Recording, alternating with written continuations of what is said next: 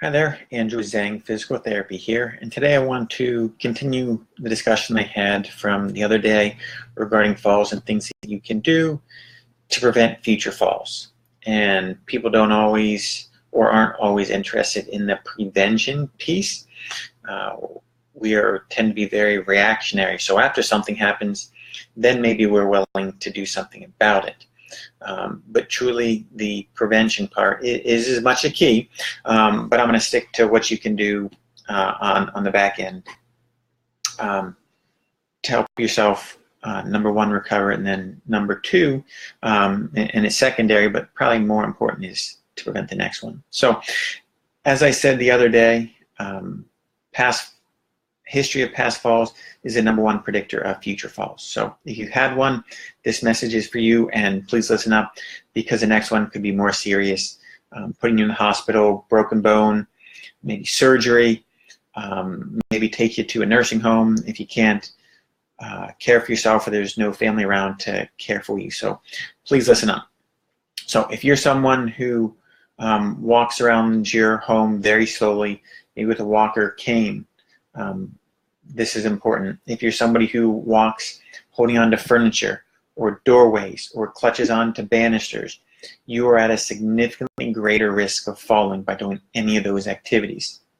So if this is you, please, please, please take the steps necessary that I talked about the other day in terms of cleaning up the area, widening the walkways, making sure that there's plenty of light, and most importantly, get some help with balance.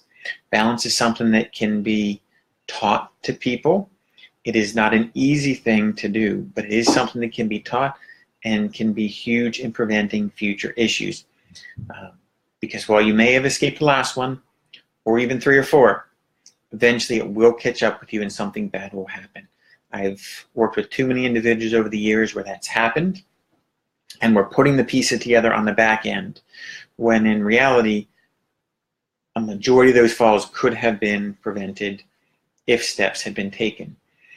So I'm very pleased that in the last few days since I did the last talk, I've had conversations with a handful of people, at least 4 or 5, that I can remember vividly in my mind, of people who maybe like you have fallen, and they're very concerned about losing their ability to care for family members.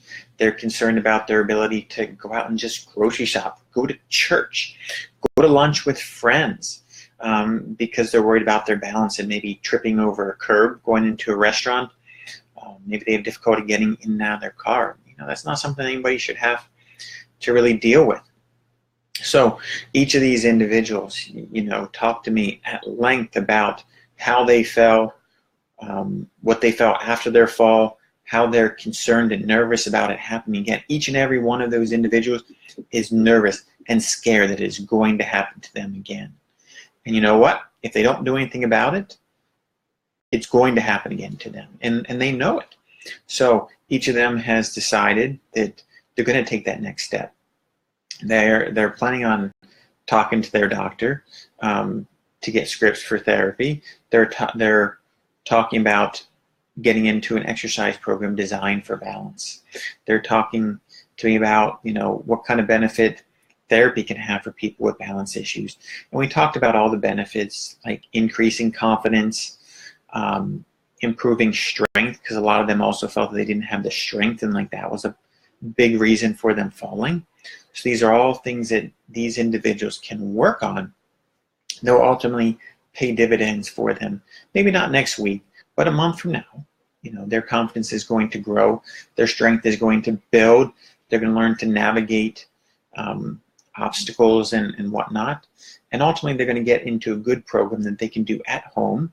And some of them even have the desire to work out at a gym more regularly now.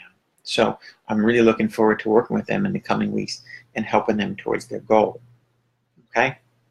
So that's the important thing, is looking long-term. Don't look short-term, because the results are going to be hard to see. As with anything, we're looking long-term. People who are 60, they don't want to fall when they're 70. Those bones are much more fragile. And even more so if you're 80, I've worked with people who in their 90s who had a fall, and those bones at 90, they're just not as strong as they are when you're 20. It's just a fact of life. But I've also worked with many individuals in their 70s and 80s who do have balance. I'm absolutely amazed at this one individual that I've worked with this week, and the fact that he can balance on one foot for 30 seconds. He can walk a straight line.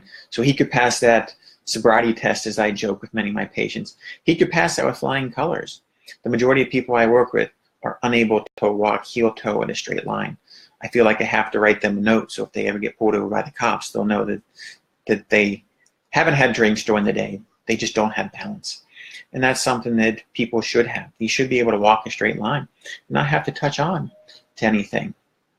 So, like I said, what do we want to do before the first fall or the next one? Because if you had one, chance that it's going to happen again, is talk with somebody. Okay? It's time to step out of the shadows. It's time to stop being nervous about it. It's time to get over the stigma with balance. You know, it's okay to have a cane and, you know, have that extra support if you need it.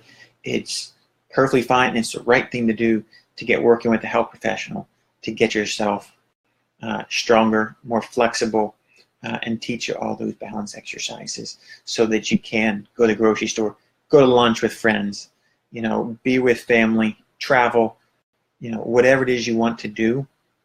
Don't let balance and confidence be the reason that you can't get there. So let's continue this conversation. Put something in the chat bar, send me an email, andrew@zangpt.com.